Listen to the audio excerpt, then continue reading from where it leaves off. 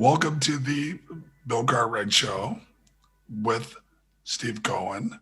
Our special guest today, one of my favorite teammates, uh, Mr. Louis Orr. Lou, awesome to have you on the show.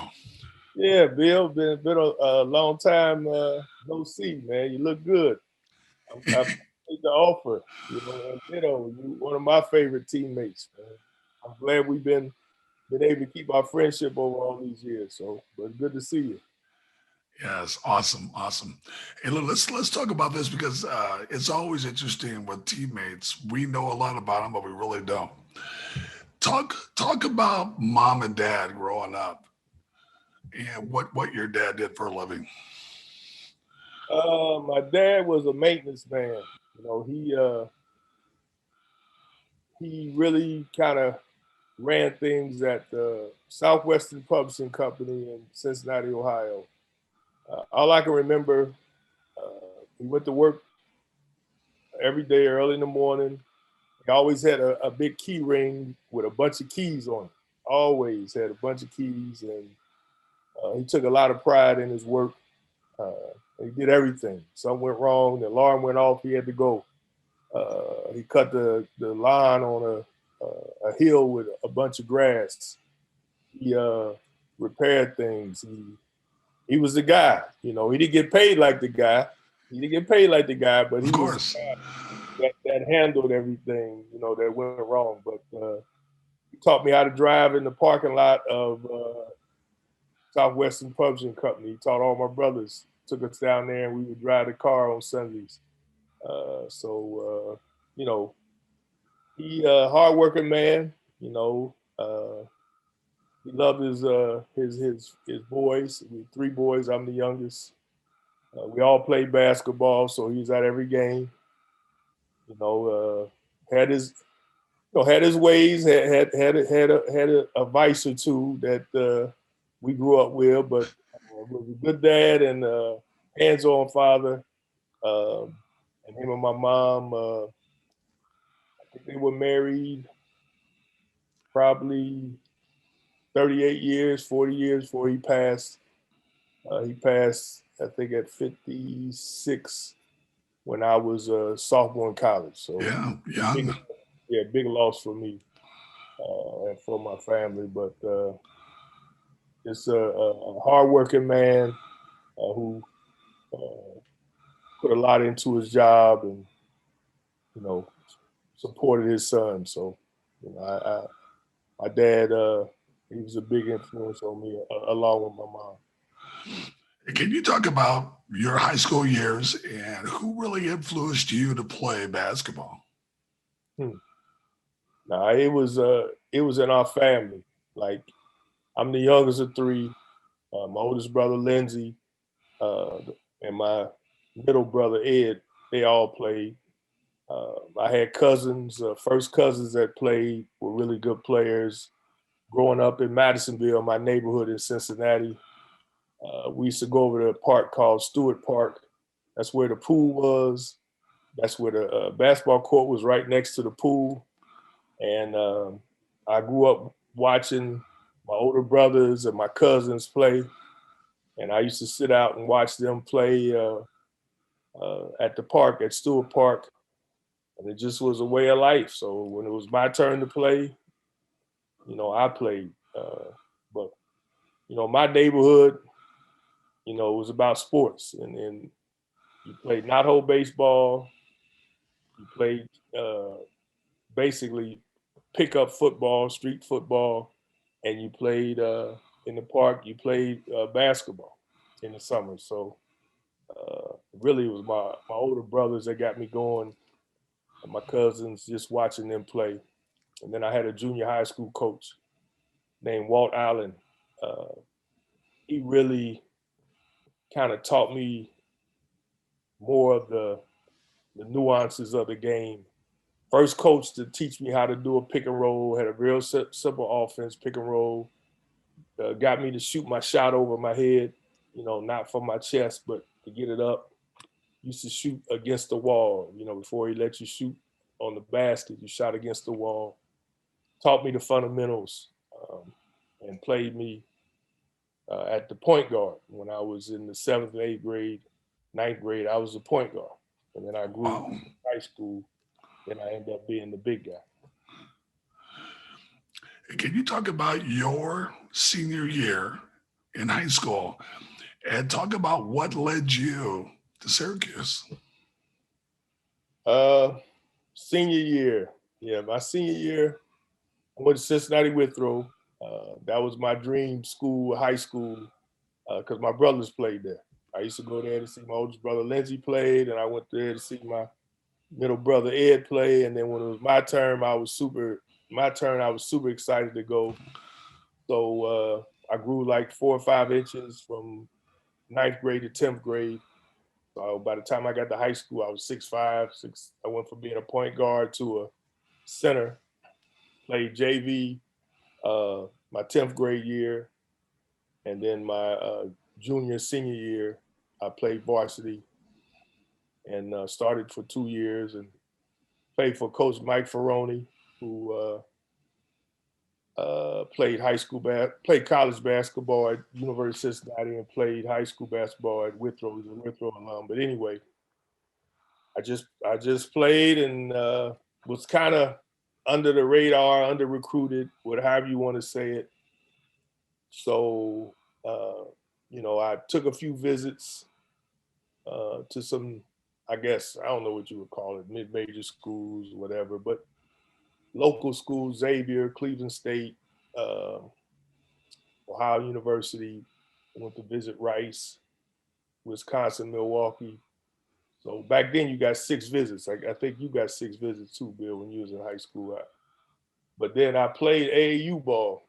I don't know if you played AAU ball, but I played AAU ball. And back then, AAU ball, you only played after your senior year. So you played your senior year, and after your senior year, they had AAU tournament. So a guy named Spencer, his son is around. He puts on college games. His dad had an AAU event, and I played on his team in Cincinnati, and I played pretty well. And then words start traveling. Then I had a friend that reached out to Syracuse and said, "Hey, you need to come down here." And we got a big guy that's kind of getting under recruited. He's skinny. I was skinny in the NBA, but I was real skinny in high school. And so Rick Pitino was an assistant with Jim Boeheim at Syracuse. First year, just got the job. Coach Boeheim sent Rick Pitino down to watch me play in an open gym situation. I was playing with some other college and some guys going to the NBA. Played pretty good. And I started the ball rolling, and they came down and watched me play in some all-star games. And next thing you know, I went on a visit, and then I decided to go. So signed my letter, and that was that. But it was just the grace of God. It was in God's plans, because the odds were I was going to end up staying local and going somewhere near home. But I ended up at Syracuse, and I took a giant leap of faith, and God worked it out. It worked out. Let me ask you a question. What was the deciding factor of you going to school there? And then give me your first impressions when you got there of the coaches and your teammates. Well, I really was thinking about staying close to home. I might have went to Xavier in my hometown. My teammate played there. I visited Cleveland State up in Cleveland, Ohio. I had family there. But when I went to Syracuse, I just liked the basketball, the love and the passion of the basketball there. They went to the Final Four in 1975. Then they played their 75, 76 season. I had came up to visit after that year. I liked their tradition. Actually, when I went on my visit, it was cold. It was raining. I think I got stuck at some place. I don't know if I got left or what. It was a good visit, but I can't say it was a great visit. But in terms of basketball, I said, yeah, this is a program that's established. They love basketball here. They got tradition. They've been to the Final Four 2 years ago. Um, they had football, great football tradition. Jim Brown, Ernie Davis, Lloyd Little, all these great football players, and we had a new coach. Jim Boeheim was assistant, took over for Roy Danforth. They didn't have a lot of size. They assigned a 7-foot big guy who was one of my friends and teammates, Roosevelt Bowie. So I was, I thought I'd have a good chance to play. And like I said, I took a leap of faith, and so I ended up committing to them and going there. And the one thing I really liked about playing for Syracuse at that time was I liked the way we had shared the ball, the chemistry. We nobody averaged 20 points a game. We had maybe 7 guys in double figures my freshman year. Coach Boeheim allowed me to, he played me. He thought that I could help, and he played me. He didn't say, well, you're a freshman, you're too skinny, you this, that. He judged it on my play, how I played. So, I appreciated that. And, playing in Manley Fieldhouse, it was packed every game. The fans were off the hook. They had their own style. So we had a close-knit team. We played well together. And I learned from the older guys, and I liked that. Well, he must have really liked you because, I grew up out west and played for the Knicks, and it was known as the Louie and Bowie show. So yeah, well, he must have really liked you. I don't think that was coach. I mean, Roosevelt was from Kendall, New York. Is from Kendall, and he was a big name guy in that area. So I kind of hung on to his coattail along the way. And the funny thing is, we played. You remember we played with Ernie Grunfeld, right? And we played with Bernard. So we played our freshman year. We played Tennessee, and it was the Ernie and Bernie show. So we played them in the NCAA tournament. Heck of a game, probably the most exciting game I ever played in up to that point. And we beat them in overtime in the NCAA first round of the NCAA tournament. So I don't know if that was they started some kind of, hey, they have Ernie and Bernie. So then it made them think, well, maybe we can say Louie and Bowie. And at that time, I wasn't a starting team.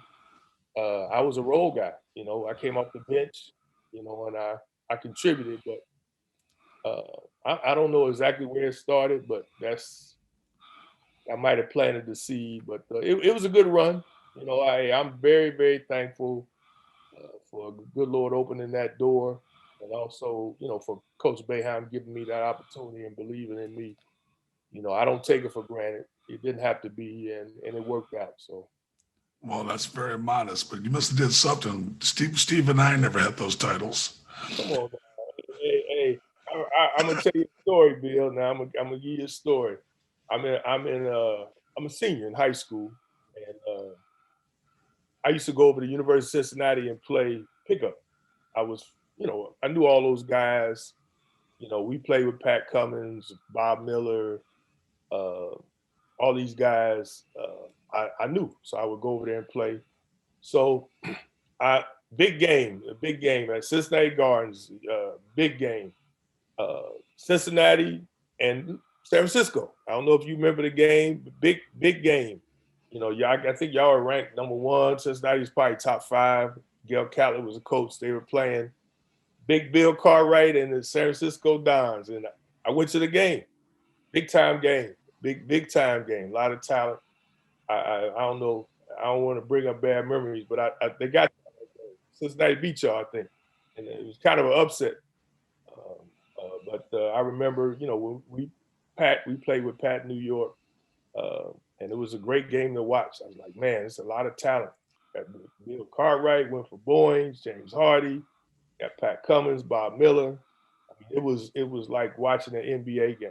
You guys, y'all got me excited even more about college basketball. Yeah, no, I do not remember that game, but we'll have to check the records on that.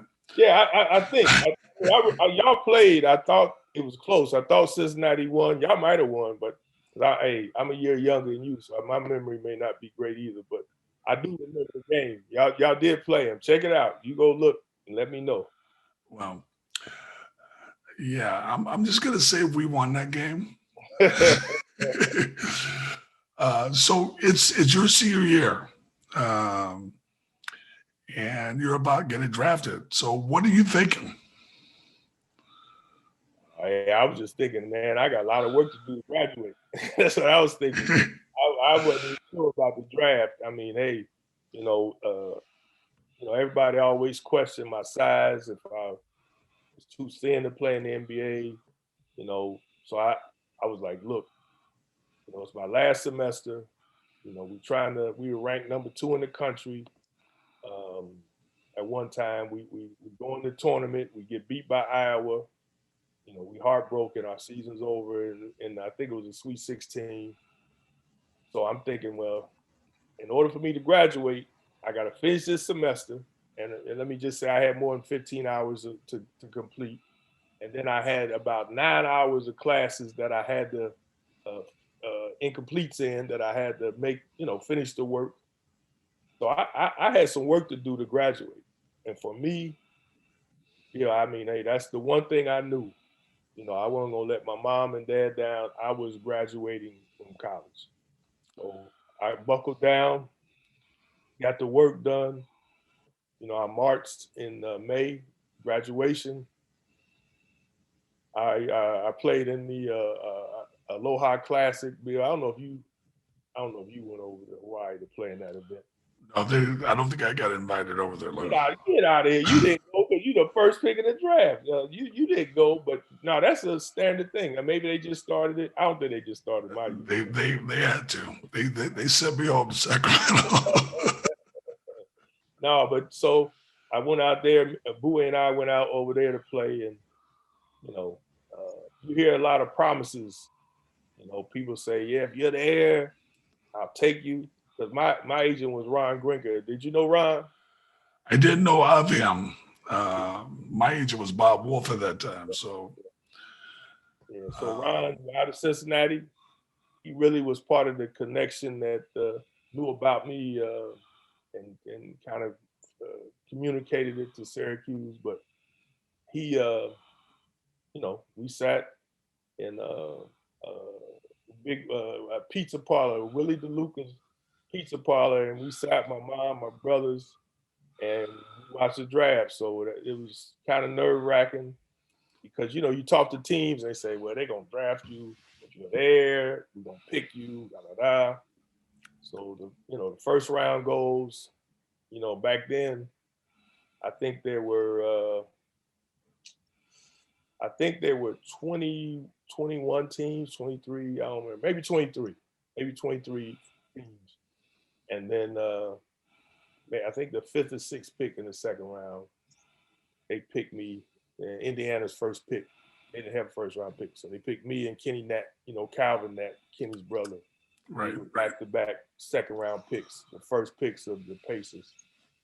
And that was an hour and 45 minutes from home, Bill. For me, that was great. An hour and 45 minutes from home, Indianapolis. I'm from Cincinnati. I'm breaking in. I'm back near my home. So, but I didn't really think about, I thought about it the closer I got to my senior year, but it didn't become reality until I heard my name called. So talk about your first year. Talk about the coaches and talk about some of the guys who were on the team at that time. You know what? I enjoyed playing in the NBA. I had some great teammates, including yourself and Patrick, who I work with now, Trent Tucker, Dale Walker, all those guys with the Knicks, Truck Robinson, I had the Roy Spears, some great teammates. But my first year with the Pacers, to me was as an enjoyable year as I had in the NBA. Wow. I had some veterans that kind of embraced me. I had Johnny Davis, you know Johnny. Yeah. He actually, I used to work out with him in the summers because he went to Dayton, and Ron was his agent. So when I was in high school, he told me, he said, "Yeah," he said, "You gonna play? You gonna play in the NBA?" He said, "You know," and you know, he kind of pumped me up. And then, you know, he was our point guard, so JD was like an old friend. George McGinnis, Yeah. George, old vet, and he was one of the funniest guys. He was a character, but he taught me a lot about how to play. George was super smart, great passer. James Edwards, I remember I used to go over his house. Uh, I had like a boom box, a cassette machine that I played my music on, but I couldn't record on it. So I used to go over his house, and he let me record music in his off his stereo. He was good to me. Mike Banham, who worked with the NBA now. I went over his house for dinner. Clement Johnson, you know, Big Clem, Yeah. over his house for dinner. I mean, those guys, uh, they were great to me. You know, they were Billy Knight. I can't forget Billy. I mean, another guy we friends to this day. Billy was great to me. You know, pick me up, take me out to eat or whatever. I remember sometime I run out of money on the road, and Billy, I say, Bill, man, I give it back to you. And Bill give me a couple of dollars until we got back. He would look out for me. So I mean, those guys embraced me, and we we uh, we went to the playoffs that year. Um, you know, as the year progressed, I got more and more playing time. I got more and more comfortable. Started some games, and it just was a fun group. We would hang out together. I mean, it was just a fun group of guys to be around, and they believed in me, and they all looked out for me, and I appreciate it. I couldn't have broke in with a better group of guys. Hey, who was the coach then? Jack McKinney, yeah, Jack McKinney. He had just coached the Lakers, and then he had the bicycle accident. You know, when he had a kind of a brain injury, he had the bicycle accident, came back, and they got the job with the Pacers. Really good coach, very good teacher, and you know, ran an offense that shared the ball. Um, and again, um, wasn't a hard guy to play for, and gave me opportunity. You know, saw something in me. But yeah, that probably is the most exciting year for me as a professional player. You know, going to New York, playing with the Knicks was a lot of fun and exciting. But that first year breaking in, um, you know, it brought it. It has a lot of good memories. So talk about New York and talk about some of the differences between playing from New York to Indiana. Oh, night and day. Night and day. You broke in with the Knicks. For me, but the only thing was, deal was that playing at Syracuse, we used to play in New York. We played in the Garden. We played South Carolina in the Garden. I mean, I was in New York a decent amount, so I had some ties in New York State. But you know, playing in the Garden, I mean, there's nothing like it. You know, nothing like it. So we play you guys, and the first time we played the Knicks, when I was with the Pacers, we play in New York, and we went in overtime. So I played pretty well. I maybe scored a couple of baskets in overtime or whatever, and you know, I said, man, this is all right. You know, we played in the Garden, and you know, playing against you guys, and then when I became a free agent, which I was a free agent after I signed a 2-year contract, which was the best thing. I mean, it worked out great. So the Knicks, Hubie got the job. You remember when Hubie got the job? I guess Did he take over for Red? I guess he did. Yes. Yeah. So we got the job, and I played pretty well against the Hawks while he was there. And next thing you know, Bill, I signed a contract with the Knicks, and I was your teammate. I was your teammate. Yeah, and we ended up being pretty much next door neighbors. Yeah, that's true. Into the same building. Yeah, Bill, we you know, the funny part about this, Bill, was I remember, I don't know if you remember this, we would ride maybe to the airport or to practice together. And yes. Yeah, we got to know each other well. I remember this. How about this, Bill? What book did we share together? We read. I think I might have read it first, and then you read it, and it ended up becoming a movie. And we used to talk about it because it was kind of funny. And I don't know if you remember this, but I remember The Color Purple. I remember getting the book, and then I handed it off to you, and we would talk about the different characters in the book. And then also the music. I'll tell you this. When you told me you were a big fan of him, it was hard for me to believe. Who were you a big fan of? Maybe you still are. Soul Brother #1. Oh, JB. James Brown. JB, still. What are you talking about? That's never gonna change. Yeah, I remember that because I'm a James Brown fan from way back. Way back. I saw James in concert a couple times. I said, Bill Cartwright, a James Brown fan? Love James Brown. We got a lot in common now. Yeah. Yeah. Oh, what's your favorite James Brown song? You should know. I listen to James Brown. I was when I'm on my walk. Just listened to him yesterday on my walk. Body Heat, Part 1 and 2. Yeah, Body Heat is good. Yeah. Cold Sweat. Papa's Got a Brand New Bag. All that. Yeah. No. James' songs are good for a workout because they last so long. By the time it's over, you got your workout in.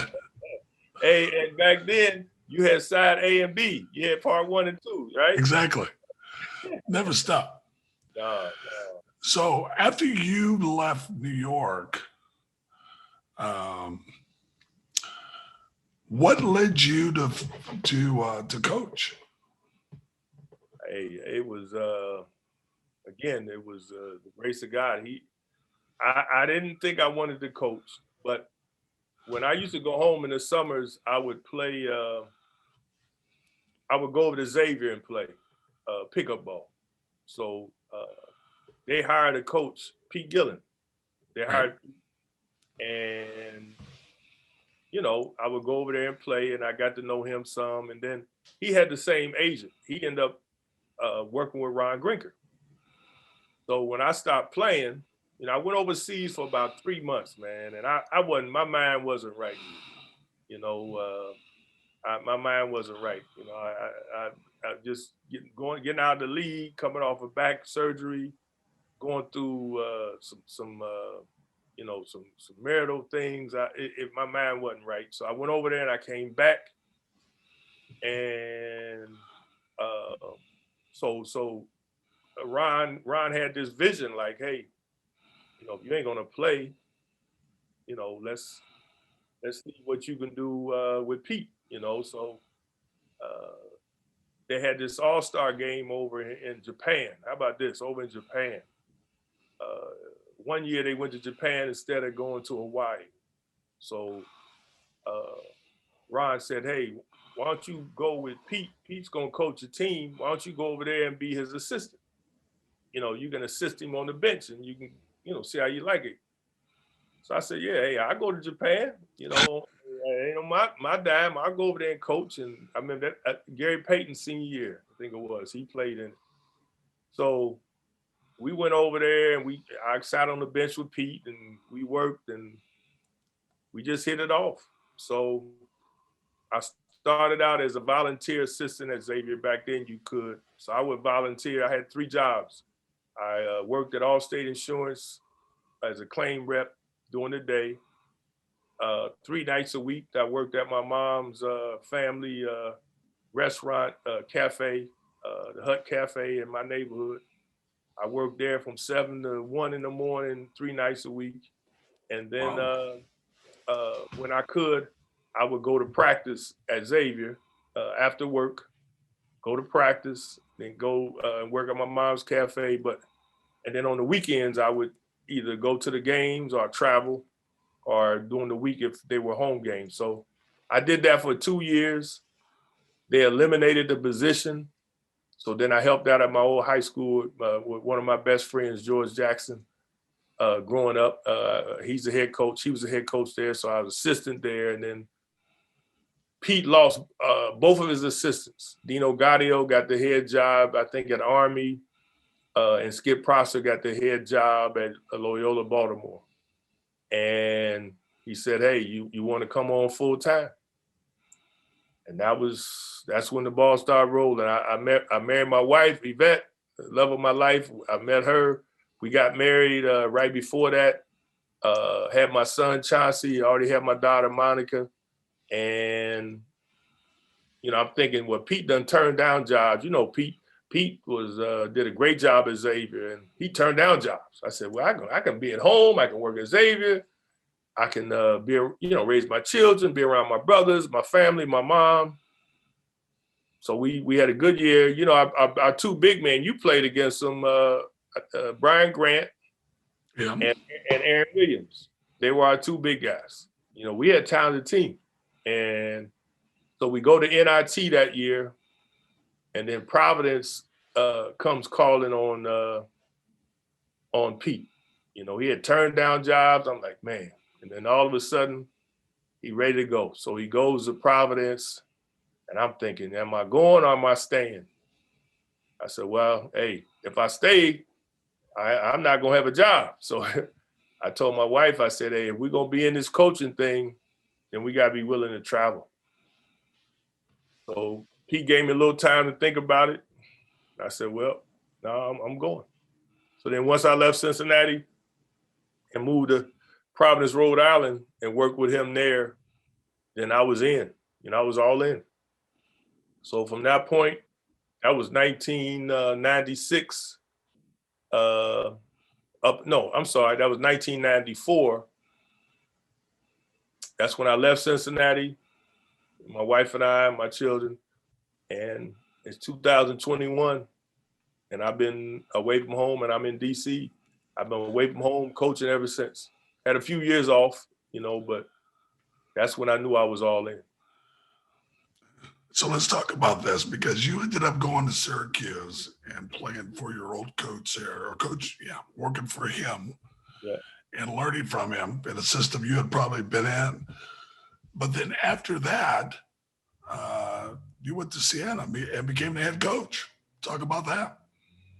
Yeah, again, just God just opened up doors left and right. I mean, it's amazing when you look back on your life, Bill. I mean, I'm sure you could say the same thing. You can't figure it out. You can look back and you see God's providential hand. I was at Syracuse for 4 years. We had a good team. We went to the Sweet 16. We're ranked like as high as number 2. We had Eton Thomas and Jason Hart. We had a talented team. We lost to Michigan State. They came back in the second half and beat us. So the year before, I think I took a team over to the Ukraine, and group of guys, Eton, Alan Griffin, Damone Brown, guys on the team. We went over there and played the national team in the Ukraine. Played them a couple times. I think we played like 4 games against them. So, and I was the head coach of that group. So we come back, but on with the group was the athletic director of Siena.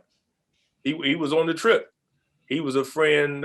He was friends with Mickey Walker, who helped sponsor the trip. So he went on the trip. So we was all part of the group. So I don't know. He was over there with us. I guess he watched. And then Paul Hewitt left Siena and went to Georgia Tech. Left the loaded team, and I guess Dargenio, the AD, must have remembered me and offered me the job. So I wasn't sure, I wasn't sure, you get a chance to coach at your alma mater for your college coach. You kind of get settled, and I never was a guy that went into coaching saying I want to be a head coach. I just like working with young people, teaching. I like being a part of their lives. I love basketball. So I talked to my wife. I prayed about it. I said, well, let's do it. She said, let's do it. My daughter was going into her senior year in high school. I told her, if you want to stay in Syracuse, she played ball, you can. And my wife would stay, and then my son and I would go up there for a year. But everybody said, no, we going. So once they were all in, I was all in. So that's how it worked out, And maybe if I hadn't spent time with the athletic director over in the Ukraine, maybe it would have never happened. But Paul Hewitt, he left a good team, and guys that were winners, and made my first year there very enjoyable, and we were able to have success. Well, you were very fortunate, and obviously people thought a lot of you because you were the head coach of 3 teams: Siena, Seton Hall, and Bowling Green, which you spent the most time with. Talk about the difference of those 3 teams and the challenges you had. Well, I think I was only at Siena for 1 year. And, right. I had an established team. We had a different system, but those guys, they knew each other. They bought in wholeheartedly. Good group of guys, and they were winners. They won big. I think they went to the NCAA tournament the year before. So we had some guys that they knew the league. They were winners. They were used to each other, and they were good guys. And they bought in. And then going to Seton Hall in the Big East, that was in metropolitan New York and South Orange, New Jersey. Different animal, you deal with different things, and it stretched me in a lot of ways. But the one thing I can say is it really strengthened. It tested and strengthened my faith as a Christian, in God. I saw the Lord do some miraculous things, and it wasn't all smooth sailing. It was tough. We fought hard, and we stuck together. We had some ups and downs, and spent 5 years there, had some successes. Thankfully, had a great staff. We were family. The players, they became all in, and my last year there, our group ended up going to the NCAA tournament. So if you're gonna get let go from a job in college, and to me, going out in the NCAA tournament, going to the NCAA tournament, you kind of, you don't want to lose any job, but that was a unique situation. So, and then Bowling Green opened up a year later, and again, the good Lord opened that door up, and I spent 7 years there. We won the league our second year there, and I appreciate the opportunity because we had some competitive teams, some good teams, but we didn't win enough for them to renew my contract, and I respected that. I wasn't surprised at the end of the 7 years, but we did go to win the league my second year there and our second year there. So that's something. I don't know. That's something that we left there, and I'm glad we could leave something positive there. And now you're at Georgetown, and you guys are having that challenge there, and obviously a very competitive conference. And I'm very optimistic you guys will end up doing extraordinarily well. This is what I want to talk about. Now, every single thing you've done, you've talked about your faith as short as you can because it's who you are. Talk about that. Well, I appreciate that, Bill.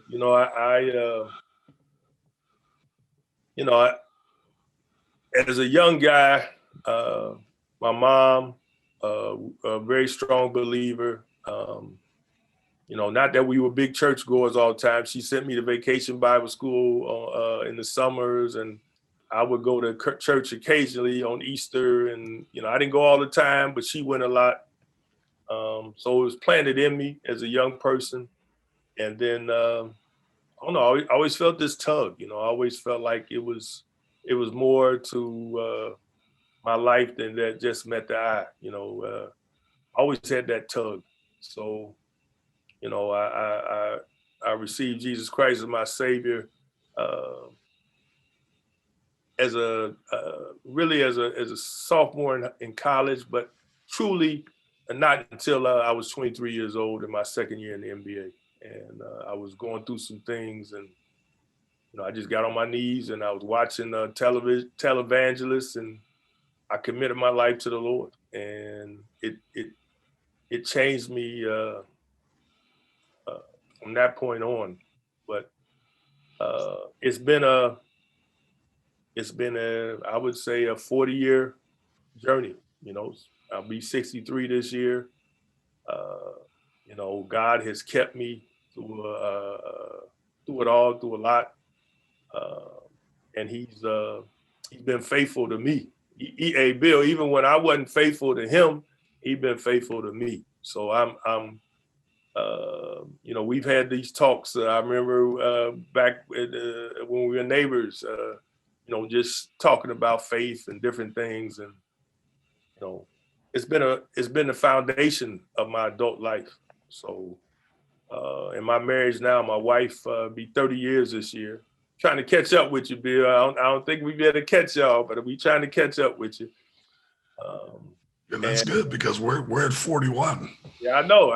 Yeah, I knew you was ahead of me, but yeah. So I got a strong, God-fearing, God-loving wife who has helped me to grow and go through things, and 2 children.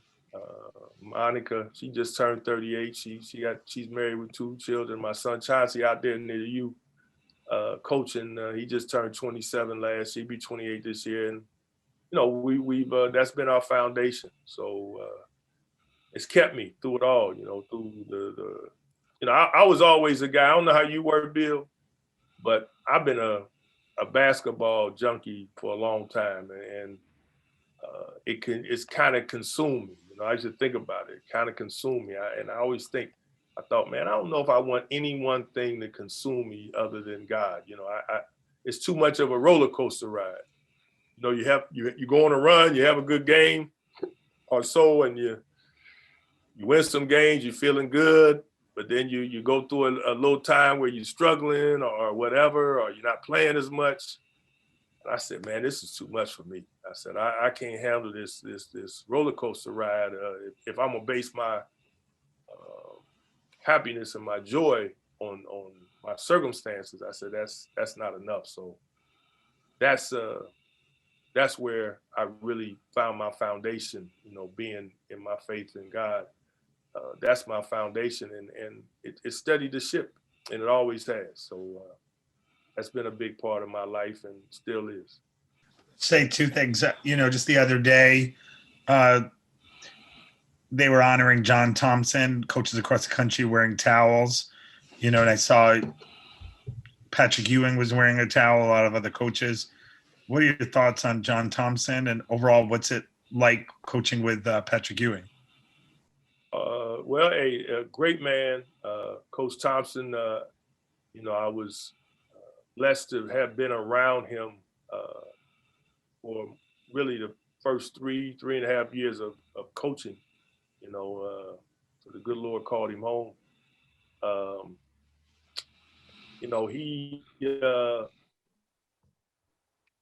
He's a legendary man. You know, he's a what I call he's an original. He's original. You know, one of a kind. If there's only one John Thompson Jr.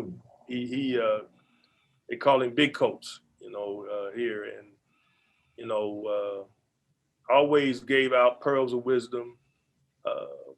Always tease me, bust my chops, because I'm a Syracuse guy. I might be the only Syracuse guy to I think it's a couple other people in other departments that work at Georgetown that went to Syracuse, but I'm the first and not maybe the last Syracuse guy to be the coaching staff. But you know, I appreciate the opportunity to be around him because I got a chance to get to know him. And the funny thing is, my senior year, the Aloha Classic that I played in the college all-star game for seniors, he was the coach of the East. He coached me, you know, and he put me out there. You know, he played me, put me out there. Always been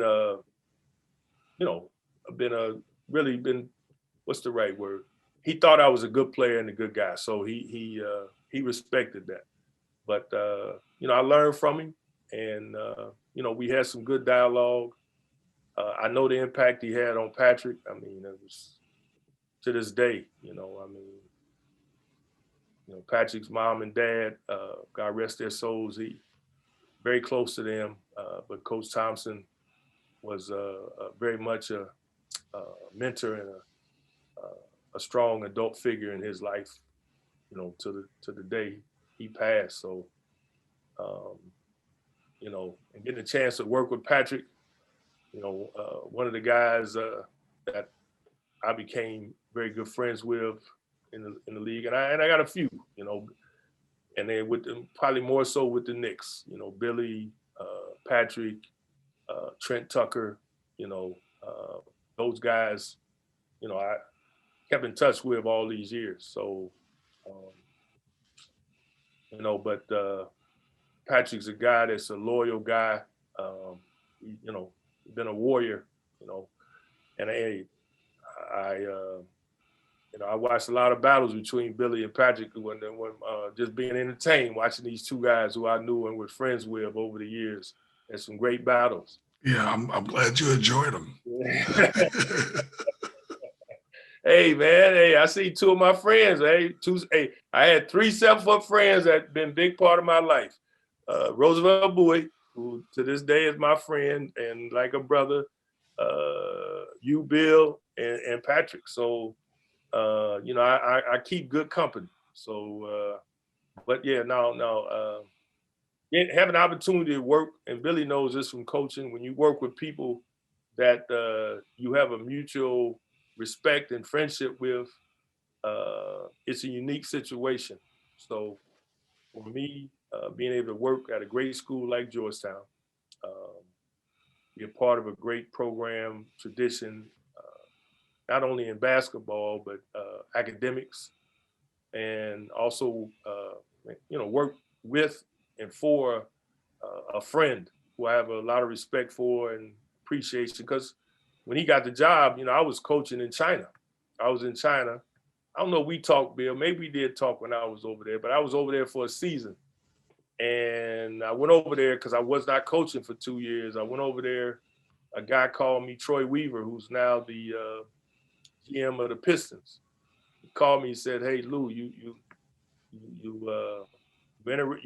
think you'd be interested in going to China? And they're looking for a guy that can teach them the 2-3 zone and work on defense." And I said, "Well, you know, I'm not coaching now. I had a couple of odd jobs, just kind of passing the time. I didn't know what I was going to do." So I said, I prayed about it. I talked to my wife. He told me, you know, where it was at, and it paid better money than I was making. Pretty good money. It was coaching, good team. I said, well, I'll give it a try. I'll try for 2 months, and after that, if it's a fit, then I'll, you know, stick it out. So you remember Andre Blatch, right, Bill? Yeah. Yeah. So he was a star. Him and a little guard out of played Indiana area. So I go over there, and we got a good team. You know, Zochi, he played with Houston. He played with Houston for a couple of years recently. Just went back to China. He was there. We had a good team. So I go over there. I'm in St. John's, Xinjiang province. A lot of Muslim Uyghurs over there, and it's kind of intense area a little bit, but they love basketball. So make a long story short, we in the finals. We playing against Carlos Boozer and maybe Raymond Felton, somebody in their team. They're good too. So we done won 2 games. So Patrick, I don't know how, he called me, I called him, text something. He said, hey, you know, I think, you know, I'm in the running for this job, you know, something like that. I said, well, all right, you know. He gets the job, and he said, you know, we talked about it. I said, you want to, you know, we working together, working for him. I said, hey, yeah. I mean, if that's something you want to do, I'm good with it, you know. But we in the finals though. I said, Patrick, man, I'm 2 games away. You know, we're 2 games away. I can't leave now. And he said, no, I need you to come. I said, well, as soon as this thing over, I'll come. But I went to talk to the general. Well, he wasn't. He was like the interpreter over there. I said, look, I got a chance to get a job over in the States. So I don't know. He said, oh, you can't leave now. You can't leave now. Yeah, I said, no, all right. So I let it go. I ain't go no further. But thank God we swept them. We swept them, Bill, in 4 games. 4 games old. Nice. We won the championship on Friday. You know, first time I ever won any championship of a professional level. And then Sunday, I was on the plane back to Bowling Green, Ohio, through Detroit. And then on Wednesday, I was in my car driving to DC, working with Georgetown. So, you know, that was 4 years ago. And again, how about that, Bill? You look back, I never thought I'd be in China. I was away from my wife for 6 months. I never been away from her that long. I came home once for Chinese New Year's for a week, 4 days, 5 days. But I mean, I couldn't have mapped that out. The next thing you know, good Lord opens a door, and I'm coaching at assistant coach at Georgetown for one of my friends and guys that I respect with Patrick. So, you know what? God does it the best. He does it better than I could do it, and I couldn't figure it out. Try to map it out. You can't figure it out. You just got to trust him. So, you know, we just trying to, and I appreciate that. We just trying to build and you know, get things to the days when he was here, and that's a process. But we're doing everything we can to put it in that position. Well, I'm sure you guys will be able to do it, to build it. It does take a lot of time, but you know, in your journey where you've been led, and I understand because I've been led in a similar journey all over the country, all over the world, and it's led me right back here to USF. So I definitely understand what you're talking about. I want to thank you, Lou, for being on. You were amazing. You're a great guy. You know, I've always admired you and how you handle yourself, which is as important to me as anything else. Thank you so much for being on the show. And I'm just looking forward to seeing you guys play, watching you. We watch you pretty much every game we can. And you guys are doing a great job. I appreciate it, Bill. And I appreciate our friendship. And you always been faithful with us reaching out. We may not talk every week or every month, but, you know, whenever we do talk, it's like we don't miss a beat. So, old times. It's old times. Definitely. We got to get back out there again. Yeah. No, I appreciate it, and I appreciate your pearls of wisdom, man. You're a rock. You're a steady Eddie. You know, from all the years I've known you, you know, Bill Cartwright has always been Bill Cartwright, and I appreciate that. So I appreciate our friendship. Thanks for having me.